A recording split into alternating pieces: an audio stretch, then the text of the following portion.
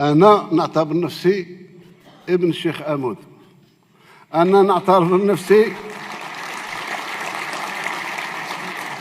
ابن مصطفى بن العيد رحمه الله، ولا عميروش، ولا الحواس، ولا لطفي، ولا أبو بغلة، كل شهداء. إذا اليوم تجي نتايا تبعث لي واحد لص مجهول الهوية، مجهول الأب، يجي يقول لك الجزائر نصها كان تاع الدولة الفلانية.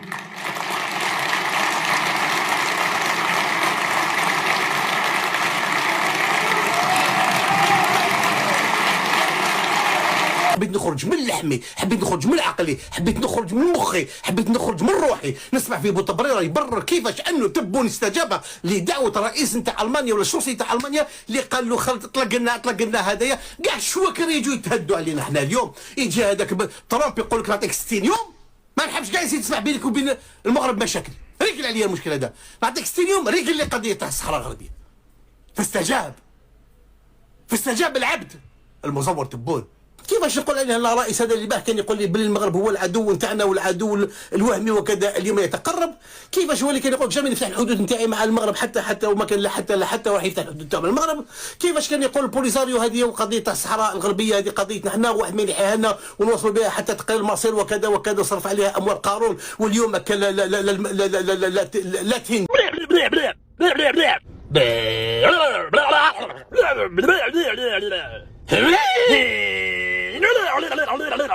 دوف هذا ولا بوليساريو تين دوف سطرحت دغري معاها راح ثاني في الغراض.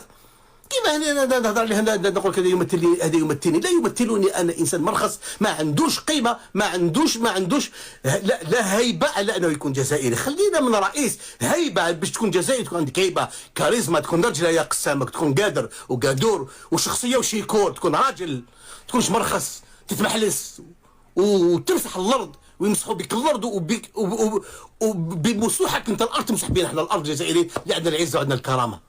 يتكلم معاه من المانيا اطلق لنا صنصال، يطلق صنصال، يجيبوا تبرير يقول لك تبون دبلوماسي. اسمع يا قسامك اسمع، دبلوماسي. قسما بالله العلي العظيم راني نهضر بصحي وراني في كامل قوايا العقليه. راني نجي عند السفاره نتاعكم في العاصمه ونتقدم بالطلب انه تعطوني الجنسيه الصحراويه. الى الجزائر دارت فيكم خير وراكم تقولوا بلي الجزائر وقفت معنا.